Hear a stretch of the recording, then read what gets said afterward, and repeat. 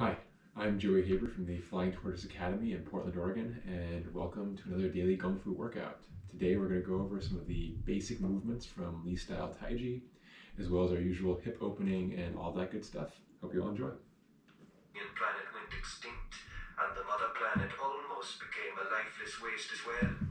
But in the end, the seeds of life managed to germinate here, and as the geology of the mother planet settled down, evolution began its tottering steps in new oceans and on new continents, until civilization reappeared for the 192nd time.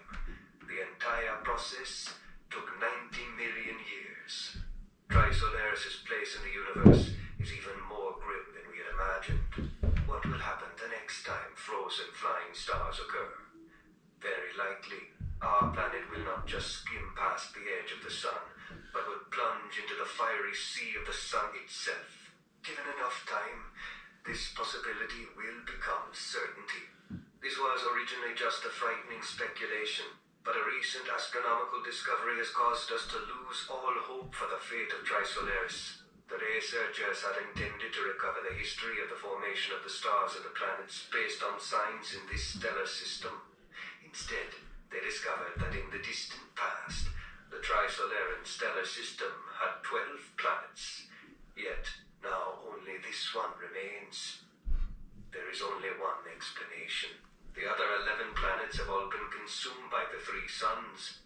Our world is nothing more than the sole survivor of a great hunt.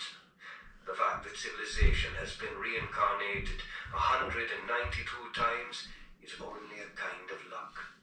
Also, after further study, we discovered the phenomenon of breathing by the three stars. The stars breathe? It's only a metaphor. You discovered the gaseous outer layer of the suns, but you didn't know that this gaseous layer expands and contracts over cycles lasting eons, like breathing. When the gaseous layer expands, its thickness can grow by more than a dozen times. This greatly increases the diameter of the sun, like a giant mitt that can catch planets more easily. When a planet passes by a sun at close range, it will enter the sun's gaseous layer. Friction will cause it to lose speed, and finally, like a meteor, it will fall into the blazing sea of the sun, dragging a long, fiery tail.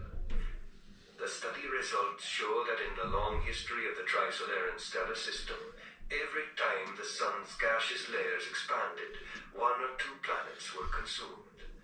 The other 11 planets all fell into a fiery sea during times when the gaseous layers were at their greatest. Right now, the gaseous layers of the three suns are in a contracted stage. Otherwise, our planet would have already fallen into one of them the last time they skimmed past. But scholars predict that the next expansion will occur in 1,000 years. We can't stay in this terrible place anymore, Einstein said, crouched down on the ground like an old beggar. The Secretary General nodded. We can't stay here any longer. The only path left for Trisolaran civilization is to gamble with the universe. How? Wang asked. We must leave the Trisolaran stellar system and fly into the wide open sea of stars. We must find in the galaxy a new world to emigrate to. Wang heard a grinding noise.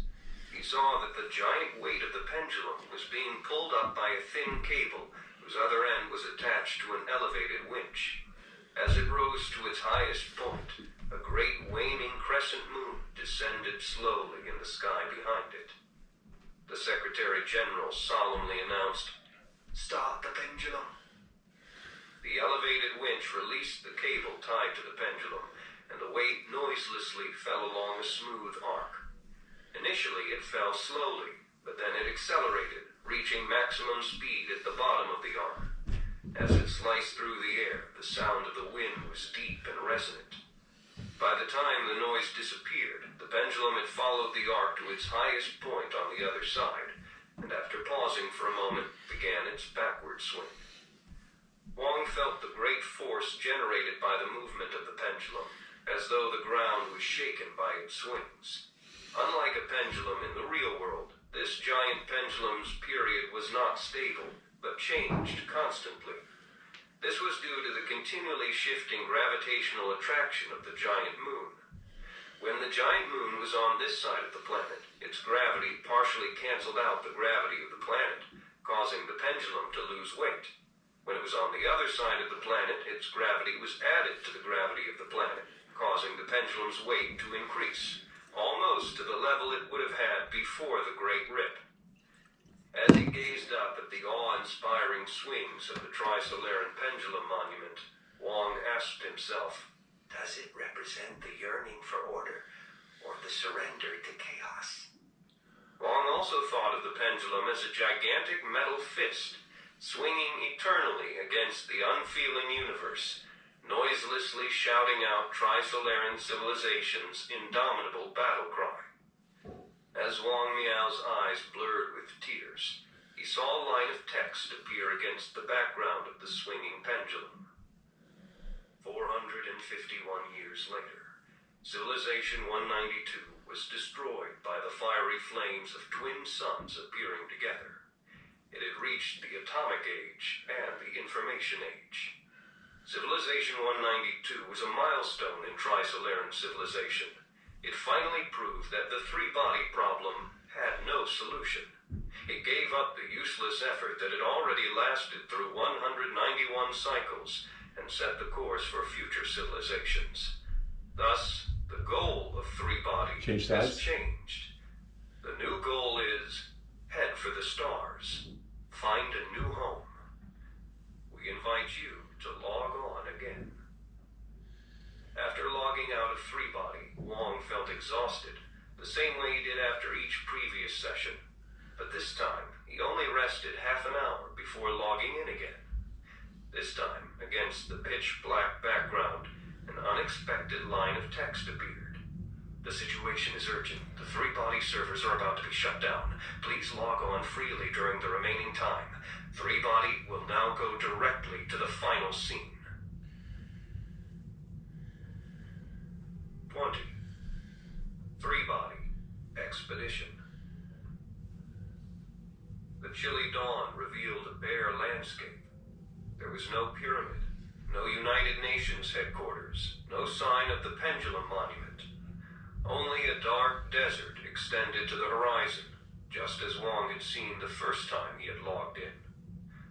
But Wang soon realized that he was wrong.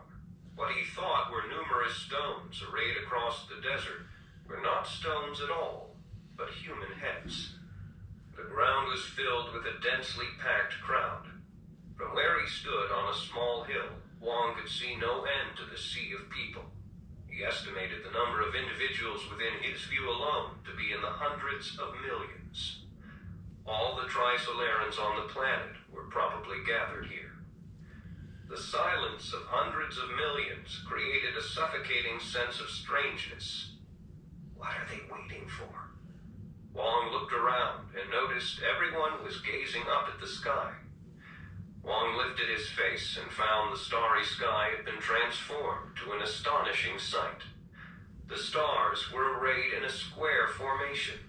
However, Wang soon realized that the stars in the formation were in a synchronous orbit above the planet, moving together against the dimmer, more distant background of the Milky Way.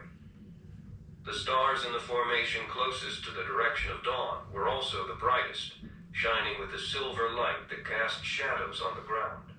The brightness decreased as one moved away from that edge. Wang counted more than 30 stars along each edge of the formation, which meant a total of more than 1,000 stars. The slow movement of the obviously artificial formation against the starry universe exuded a solemn power.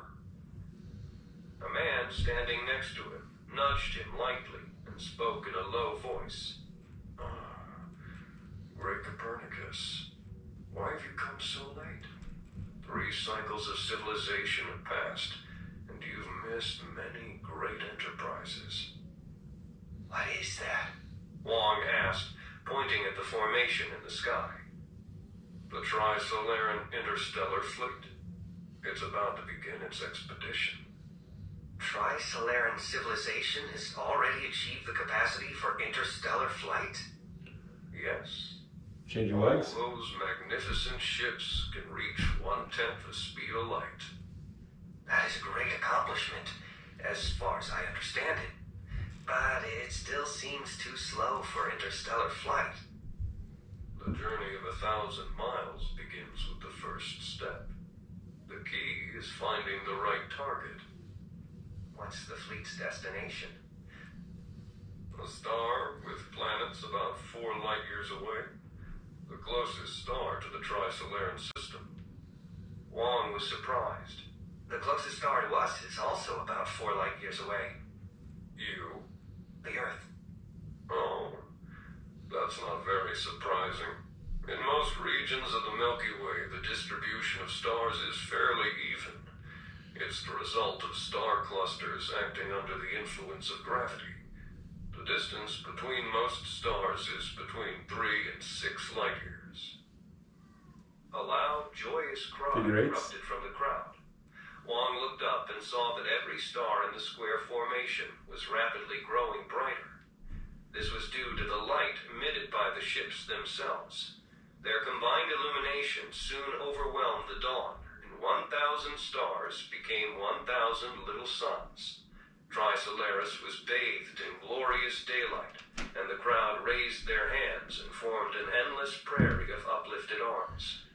The Tri-Solarian fleet began to accelerate, solemnly gliding across the dome of the sky, skimming past the giant just-risen moon's tip, casting a dim blue glow against the moon's mountains and plains.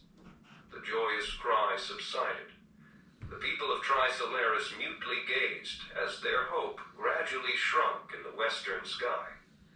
They would not know the outcome of the launch in their lifetimes, but 400 or 500 years from now, their descendants would receive the news from a new world, the beginning of a new life for Tri-Solarian civilization. Wang stood with them, silently gazing, until the phalanx of 1,000 stars shrank into a single star. Until that star disappeared in the western night sky. Then, the following text appeared. The Tri-Solarian expedition to the New World has begun. The fleet is still in flight. Three-body is over. When you have returned to the real world, if you remain true to the promise you've made, please attend the meetup of the Earth Tri-Solaris organization. The address will be in the follow-up email you receive. Part 3. Sunset for Humanity. 21. Rebels of Earth. There were many more attendees this time than at the last three-body meetup. They met at the employee cafeteria of a chemical plant. The factory had already been moved elsewhere, and the interior of the building, which was about to be demolished, was worn out but spacious. About 300 people were gathered here, and Wang Miao noticed many familiar faces, celebrities and elites of various fields, famous scientists, writers, politicians, and so on. The first thing to attract Wang's attention was the strange device at the center of the cafeteria. 3 silver spheres, each slightly smaller than a bowling ball, hovered and swirled over a metal base. Wang guessed the device was probably based on magnetic levitation. The orbits of the 3 spheres were completely random, a real-life version of the three-body problem. The others didn't pay much attention to the artistic portrayal of the three-body problem. Instead, they focused on Pan Han, who was standing on top of a broken table in the middle of the cafeteria. "Did you murder Comrade Shen Yufei?" a man asked. "Yes," Pan said, perfectly calm. "It's because the Adventists have traitors like her in our midst that the organization faces the crisis it does today." "Who gave you the right to kill?" "I did it out of a sense of duty to the organization." "Duty? I think you've always had malice in your heart." "What do you mean by that?" "What has the Environment Branch done under your leadership? Your Your charge is to exploit and create environmental problems to make the population loathe science and modern industry. But in reality, you've only used our Lord's technology and predictions to gain riches and fame for yourself. Do you think I became famous for myself? To my eyes, the entire human race is a pile of garbage. Why would I care what they think? But if I'm not famous, how do I direct and channel their thinking? You always pick the easy tasks. What you've done could have been better accomplished by regular environmentalists. They're more sincere and passionate than you, and with just a little guidance, we could easily take advantage of their actions. Your environment branch should be creating environmental disasters and then exploiting them. For example, disseminating poison in reservoirs, leaking toxic waste from chemical plants. Have you done any of those? No, not a single one. We had devised numerous programs and plans, but the commander vetoed them all. Anyway, such acts would have been stupid, at least until recently. The biology and medicine branch once created a catastrophe from the overuse of antibiotics, but that was soon detected, and the rash actions of the European detachment almost drew attention to us. Talk about drawing attention to us. You just murdered someone. Listen to me, comrades. Sooner or later, it would have been unavoidable. You must already know that the governments of the world are preparing for war. In Europe and North America, they're already cracking down on the organization. Once the crackdown begins here, the redemptionists will no doubt side with the government. So our first priority is to purge the redemptionists from the organization. That is not within your authority. Of course, the commander must decide. But, comrades, I can tell you right now that the commander is an Adventist. Now you're just making things up. Everyone knows the scope of the commander's power. If the commander really is an Adventist, then the redemptionists would have been purged long ago. Maybe the commander knows something we don't. Perhaps that's what the meeting today is about. After this, the crowd's attention turned away from Pan Han to the crisis before them. A famous scientist who had won the Turing Award jumped onto the table and began to speak. The time for talk is over. Comrades, what should be our next step? Start a global rebellion! Then we're asking to be killed! Long live the spirit of CiXinLiu! We shall persevere like the stubborn grass that resprouts after every wildfire. A rebellion will finally reveal our existence to the world. As long as we have an appropriate plan of action, I'm sure many people will support us. This last remark came from Pan Han, and many applauded. Someone yelled, "The commander is here!" The crowd parted to form a path. Wang looked up and felt dizzy. The world turned white and black in his eyes, and the only spot of color was the person who had just appeared. Surrounded by a group of young bodyguards, the commander-in-chief of the Earth CiXinLiu rebels, Yao and Xia, walked steadily into the crowd. Yao stood in the middle of the space the crowd cleared for her, raised a bony fist, and, with a resolve and strength that Wang could not believe she possessed, said, "Eliminate human tyranny!" The crowd responded in a way that had clearly been rehearsed countless times. "The world belongs to CiXinLiu." "Hello, comrades," Ya said. Her voice returned to the gentleness that Wang knew. It was only now that he could be sure that it was really her. "I haven't been well lately, and haven't spent much time with all of you. But now the situation is urgent, and I know everyone is under a great deal of pressure. So I've come to see you." "Commander, take care of yourself," someone in the crowd said. Wang could hear the heartfelt concern. Ya said, "Before we move on to more important matters, let's take care of one small detail." "Pan Han." She kept her eyes on the crowd even as she called his name. "Here, Commander." Pan emerged from the crowd. Earlier he had tried to lose himself in the throng. He appeared calm, but the terror in his heart was obvious. The commander had not called him comrade, a bad sign. "You committed a severe violation of the organization's rules." Ya spoke without looking at Pan. Her voice remained kind, as though talking to a child who had been naughty. "Commander, the organization is facing a crisis of survival. If we don't take decisive measures and cleanse the traitors and enemies within, we will lose everything." Ya looked up at Pan, her eyes affectionate, but his breath stopped for a few seconds. "The ultimate goal and ideal of the ETO is to lose everything.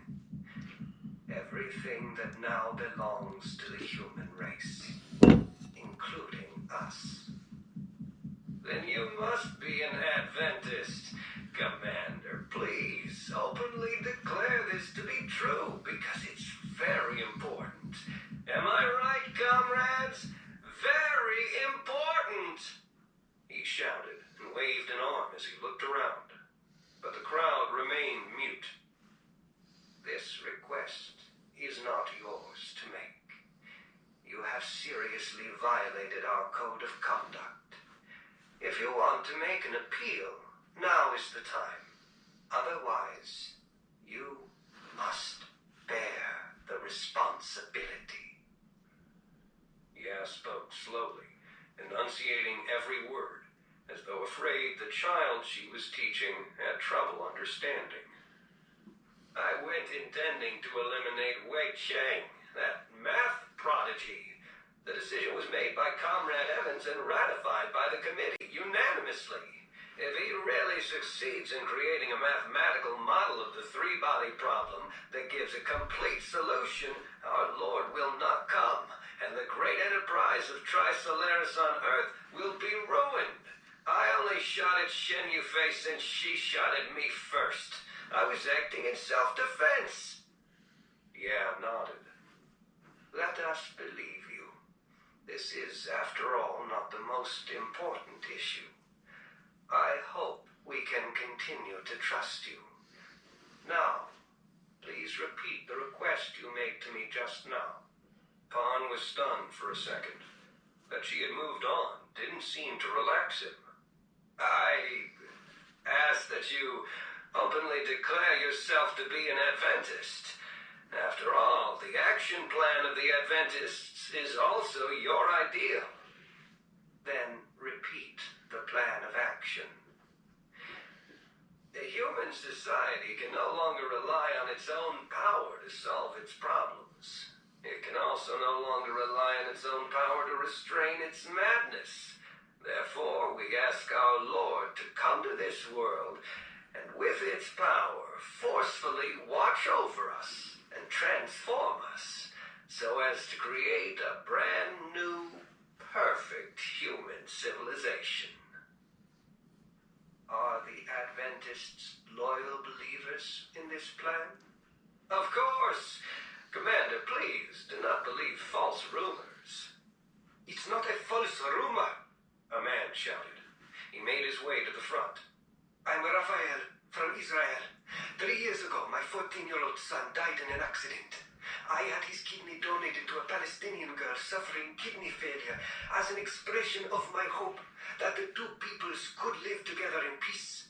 For this ideal, I was willing to give my life. Many Israelis and Palestinians sincerely strove toward the same goal by my side. But all this was useless. Our home remained trapped in the quagmire of cycles of vengeance. Eventually, I lost hope in the human race and joined the ETO. Desperation turned me from a pacifist into an extremist. Also, probably because I donated so much money to the organization, I became a core member of the Adventists. Let me tell you now, the Adventists have their own secret agenda. And it is this. The human race is an evil species. Human civilization has committed unforgivable crimes against the earth and must be punished. The ultimate goal of the Adventists is to ask our Lord to carry out this divine punishment, the destruction of all humankind. The real program of the Adventists is already an open secret, someone shouted. But what you don't know is that this was not a program they evolved into. It was the goal set out at the very beginning. It's been the lifelong dream of Mach, the mastermind behind the Adventists. He lied to the organization and fooled everyone, including the commander. Evans has been working toward this goal from the very start. He turned the Adventists into a kingdom of terror, populated by extreme environmentalists and madmen who hated the human race. I didn't know Evans's real thoughts until much later. Yeah, said it. Still, I tried to patch over the differences to allow the ETO to remain whole, but some of the other acts committed by Adventists lately have made the effort impossible. Pond said, Commander, the Adventists are the core of ETO. Without us, there is no Earth Trisolaris movement. But this is no excuse for you to monopolize all communications between our Lord and the organization. We built the second Red Coast base. Of course we should operate it. The Adventists took advantage of this and committed an unforgivable betrayal of the organization. You intercepted the messages from our Lord to the organization and passed on only a small portion of them. Even those you distorted. Also, through the second Red Coast base, you sent a large amount of information to our Lord without the organization's approval. Silence descended over the meeting like a monstrous thing. Wong's scalp began to tingle. Pond did not answer. His expression became cold, as if to say, finally, it has happened. There is much evidence of the Adventists' betrayal. Comrade Shen Yufei was one of the witnesses. Though she belonged to the core group of Adventists, in her heart she remained a resolute redemptionist. You only discovered this recently, and she already knew too much. When Evan sent you, he wanted you to kill 2 people, not 1. Pond looked around, apparently reassessing the situation. His gesture didn't go unnoticed by Ye. You can see that most people attending this meeting are comrades from the Redemptionist faction. I trust that the few Adventists who are here will stand on the side of the organization. But men like Evans and you can no longer be saved. To protect the program and ideals of the ETO, we must completely solve the problem of the Adventists. Silence returned. A few moments later, one of the bodyguards near Ye, a young woman, smiled. She walked toward Pan Han casually. Pan's face changed. He stuck a hand inside the lapel of his jacket, but the young woman dashed quicker than the eye could follow. Before anyone could react, she wrapped one of her slender arms around Pan's neck, placed her other hand on top of his head, and by applying her unexpected strength at just the right angle, she twisted Pan's head 180 degrees with practiced ease. The cracks from his cervical vertebrae breaking stood out against the complete silence. The young woman's hands immediately let go, as though Pan's head was too hot. Pan fell to the ground, and the gun that had killed Shen Yufei slid under the table. His body still spasmed, and his eyes remained open, his tongue sticking out. But his head no longer moved, as though it were never a part of the rest of his body. Several men came and dragged him away, the blood oozing from his mouth, leaving a long trail. Ah, Xiao Wang, you're here too. How have you been? Ya's gaze fell on Wang Miao. She smiled kindly at him and nodded. Then she turned to the others. This is Professor Wang, a member of the Chinese Academy of Sciences, and my friend. He researches nanomaterials. This is the first technology our Lord wishes to extinguish from the earth. No one looked at Wang, and Wang had no strength to express himself in any way. He had to pull at the sleeve of the man next to him so that he wouldn't fall, but the man lightly brushed his hand away. Xiao Wang, why don't I continue to tell you the story of Red Coast from the last time? All the comrades here can listen to. This is not a waste of time. In this extraordinary moment, it is a fine time to review the history of our organization. Red Coast, you were done? Wang asked foolishly. Ya slowly approached the three-body model, seemingly absorbed by the swirling silver spheres. Through the broken window, the setting sun's light fell on the model, and the flying spheres intermittently reflected the light onto the rebel commander, like sparks from a bonfire. No. I've only just started. Ya said softly. 22. Red Coast 5. Since she had entered Red Coast Base, Ya Winxia had never thought of leaving. After she learned the real purpose of the Red Coast Project, top secret information that even many mid-level cadres at the base didn't know, she cut off her spiritual connection to the outside world and devoted herself to her work. Thereafter, she became even more deeply embedded in the technical core of Red Coast and began to take on more important research topics. Commissar Lei never forgot that it was Chief Yang who first trusted Ya, but Lei was happy to assign important topics to her. Given Ya's status, she had no rights to the results of her research, and Lei, who had studied astrophysics, was a political officer who was also an intellectual, rare at the time. Thus, he could take credit for all of Ya's research results and papers, and cast himself as an exemplary political officer with both technical acumen and revolutionary zeal. The Red Coast Project had initially requisitioned Ya because of a paper on an attempted mathematical model of the Sun she had published in the Journal of Astrophysics as a graduate student. Compared to the Earth, the Sun was a far simpler physical system, made almost entirely of hydrogen and helium. Though its physical processes were violent, they were relatively straightforward, only fusing hydrogen into helium.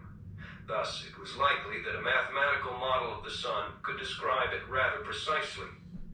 The paper was basic, but Lei and Yang saw in it a hope for a solution to a technical difficulty faced by the Red Coast monitoring system.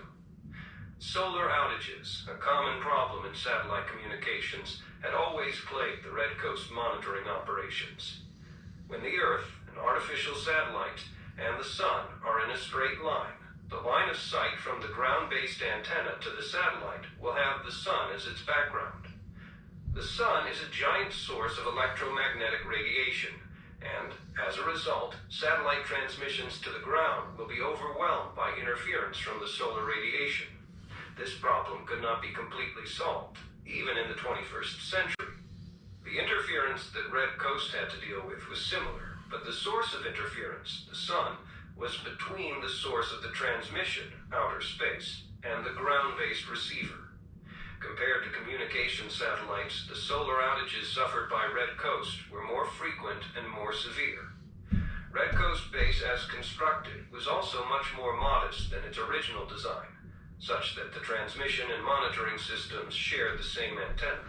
This made the times available for monitoring even more precious, and solar outages even more of a problem. Lei and Yang's idea for eliminating interference was very simple. ascertain the frequency spectrum and characteristics of solar radiation in the monitored range, and then filter it out digitally. Both of them were technical, and at that time, when the ignorant often led the knowledgeable, that was a rare bit of fortune. But Yang wasn't a specialist in astrophysics, and Lei had taken the path of becoming a political officer, which prevented him from accruing in-depth technical know-how. In reality, electromagnetic radiation from the sun is only stable within the limited range from near ultraviolet to mid-infrared, including visible light. In other ranges, the radiation is quite volatile and unpredictable. To set the right expectations, Ya made it clear in her first research report that during periods of intense solar activity, sunspots, solar flares, coronal mass ejections, and so on, it was impossible to eliminate solar interference. Thus, her research target was limited to radiation within the frequency ranges monitored by Red Coast during periods of normal solar activity. Research conditions at the base weren't too bad. The library could obtain foreign language materials related to the topic, including timely European and American academic journals. In those years, this was no easy feat. Ya also could use the military phone line to connect to the two groups conducting solar science research within the Chinese Academy of Sciences and obtain their observation data by fax.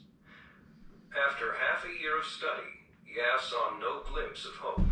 She quickly discovered that within the frequency ranges monitored by Red Coast, solar radiation fluctuated unpredictably. By analyzing large amounts of observed data, Ya discovered a puzzling mystery. Sometimes, during one of the sudden fluctuations in solar radiation, the surface of the sun was calm. Since hundreds of thousands of kilometers of solar material would absorb any shortwave and microwave radiation originating from the core of the sun, the radiation must have come from activities on its surface. So there should have been observable surface activity when these fluctuations occurred.